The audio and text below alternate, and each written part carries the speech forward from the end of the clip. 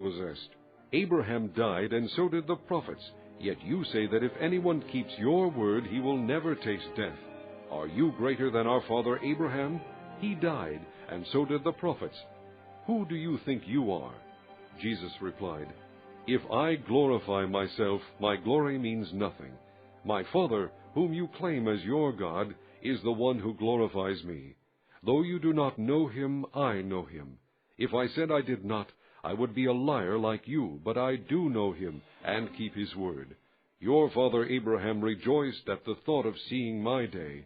He saw it and was glad." "You are not yet 50 years old," the Jews said to him, "and you have seen Abraham?" "I tell you the truth," Jesus answered. "Before Abraham was born, I am." At this they picked up stones to stone him, but Jesus hid himself, slipping away from the temple grounds. Chapter 9. As he went along, he saw a man blind from birth.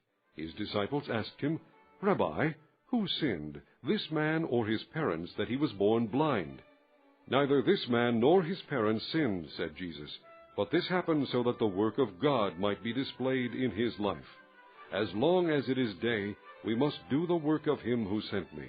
Night is coming, when no one can work. While I am in the world, I am the light of the world." Having said this, he spit on the ground, made some mud with the saliva, and put it on the man's eyes.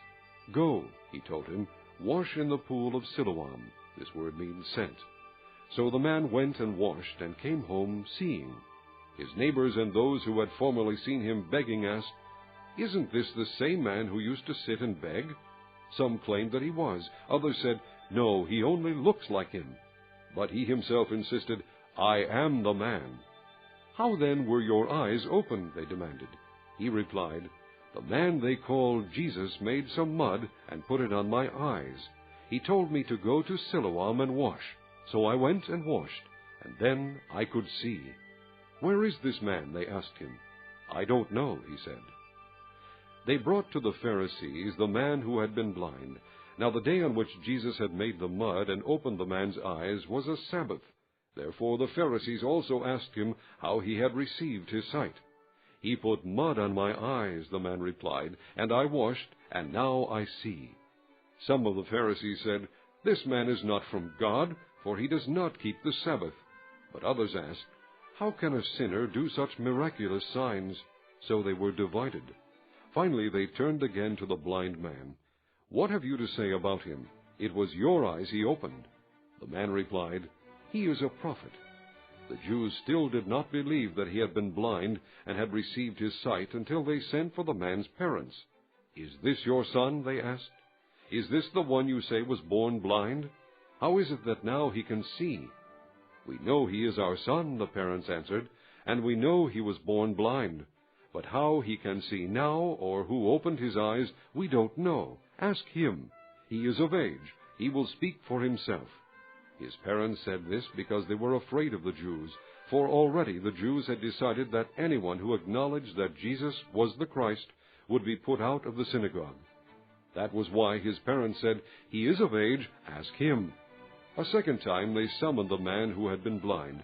"Give glory to God," they said. "We know this man is a sinner." He replied, "Whether he is a sinner or not, I don't know. One thing I do know. I was blind, but now I see." Then they asked him, "What did he do to you? How did he open your eyes?" He answered, "I have told you already, and you did not listen.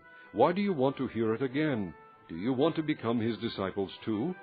Then they hurled insults at him and said, "You are this fellow's disciple. We are disciples of Moses. We know that God spoke to Moses, but as for this fellow, we don't even know where he comes from." The man answered, "Now that is remarkable. You don't know where he comes from, yet he opened my eyes. We know that God does not listen to sinners. He listens to the godly man who does his will. Nobody has ever heard of opening the eyes of a man born blind.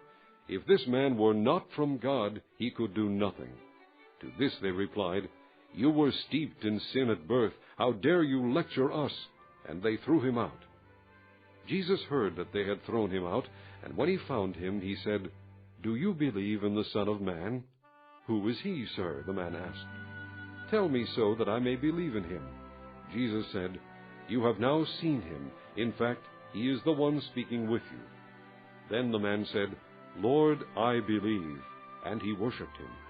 Jesus said, "For judgment I have come into this world, so that the blind will see, and those who see will become blind." Some Pharisees who were with him heard him say this and asked, "What? Are we blind too?" Jesus said, "If you were blind, you would not be guilty of sin. But now that you claim you can see, your guilt remains." Chapter 10. I tell you the truth. The man who does not enter the sheep pen by the gate, but climbs in by some other way, is a thief and a robber. The man who enters by the gate is the shepherd of his sheep. The watchman opens the gate for him, and the sheep listen to his voice. He calls his own sheep by name and leads them out. When he has brought out all his own, he goes on ahead of them, and his sheep follow him because they know his voice. But they will never follow a stranger. In fact, they will run